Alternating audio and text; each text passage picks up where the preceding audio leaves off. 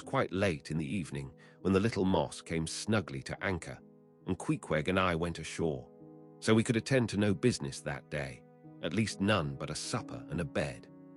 The landlord of the Spouter Inn had recommended us to his cousin Hosea Hussey of the Tri-Pots, whom he asserted to be the proprietor of one of the best-kept hotels in all Nantucket, and moreover he had assured us that cousin Hosea, as he called him, was famous for his chowders. In short, he plainly hinted that we could not possibly do better than try potluck at the Tri-Pots. But the directions he had given us about keeping a yellow warehouse on our starboard hand till we opened a white church to the larboard, and then keeping that on the larboard hand till we made a corner 3 points to the starboard, and that done, then ask the first man we met where the place was.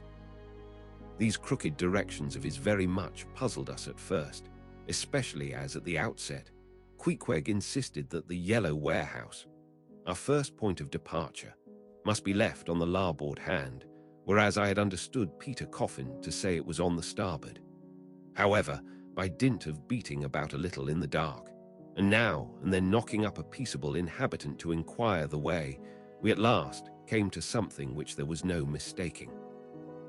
2 enormous wooden pots painted black and suspended by asses' ears, swung from the crosstrees of an old topmast planted in front of an old doorway. The horns of the crosstrees were sawed off on the other side, so that this old topmast looked not a little like a gallows. Perhaps I was oversensitive to such impressions at the time, but I could not help staring at this gallows with a vague misgiving. A sort of crick was in my neck as I gazed up to the 2 remaining horns. Yes, 2 of them, one for Queequeg and one for me. It's ominous, thinks I, a coffin my innkeeper upon landing in my first whaling port, tombstones staring at me in the whaleman's chapel, and here a gallows, and a pair of prodigious black pots too. Are these last throwing out oblique hints touching Tophet? I was called from these reflections by the sight of a freckled woman with yellow hair and a yellow gown, standing in the porch of the inn under a dull red lamp swinging there, that looked much like an injured eye, and carrying on a brisk scolding with a man in a purple woolen shirt. "Get along with ye," said she to the man, "or I'll be combing ye." "Come on, Queequeg," said I. "All right, there's Mrs. Hussey." And so it turned out, Mr. Hosea Hussey being from home, but leaving Mrs. Hussey entirely competent to attend to all his affairs. Upon making known our desires for a supper and a bed, Mrs. Hussey, postponing further scolding for the present, ushered us into a little room, and seating us at a table spread with the relics of a recently concluded repast, turned round to us and said, "Clam or cod?" "What's that about cods, ma'am?" said I with much politeness. "Clam or cod," she repeated. "A clam for supper, a cold clam. Is that what you mean, Mrs. Hussey?"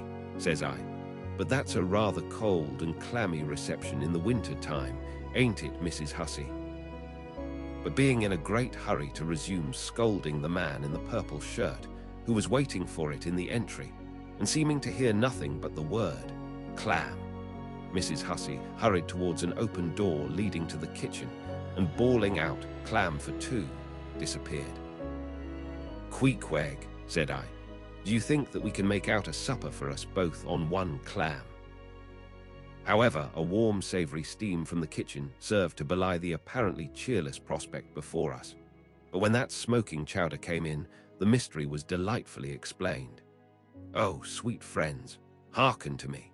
It was made of small, juicy clams, scarcely bigger than hazelnuts, mixed with pounded ship biscuit and salted pork cut up into little flakes, the whole enriched with butter and plentifully seasoned with pepper and salt.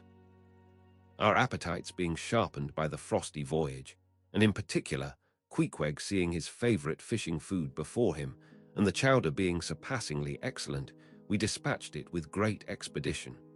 When leaning back a moment, and bethinking me of Mrs. Hussey's clam and cod announcement, I thought I would try a little experiment.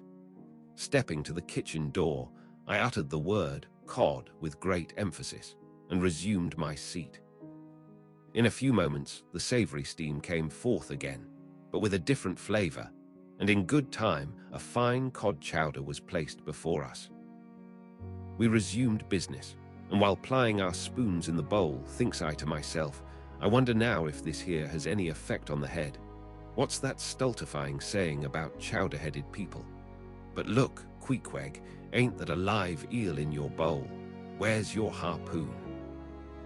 Fishiest of all fishy places was the try-pots, which well deserved its name. For the pots there were always boiling chowders.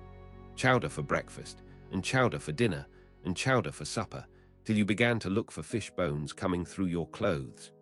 The area before the house was paved with clamshells. Mrs. Hussey wore a polished necklace of codfish vertebra, and Hosea Hussey had his account books bound in superior old sharkskin. There was a fishy flavor to the milk, too, which I could not at all account for, till one morning happening to take a stroll along the beach among some fishermen's boats, I saw Hosea's brindled cow feeding on fish remnants, and marching along the sand with each foot in a cod's decapitated head, looking very slipshod, I assure ye. Supper concluded, we received a lamp and directions from Mrs. Hussey concerning the nearest way to bed. But as Queequeg was about to precede me up the stairs, the lady reached forth her arm and demanded his harpoon. She allowed no harpoon in her chambers. "Why not?" said I. "Every true whaleman sleeps with his harpoon, but why not?" "Because it's dangerous," says she.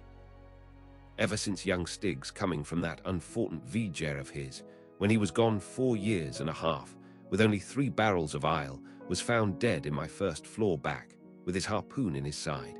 Ever since then, I allow no boarders to take such dangerous weapons in their rooms at night. So Mr. Queequeg, for she had learned his name, I will just take this here iron and keep it for you till morning. But the chowder, clam or cod tomorrow for breakfast, men." "Both," says I, "and let's have a couple of smoked herring by way of variety."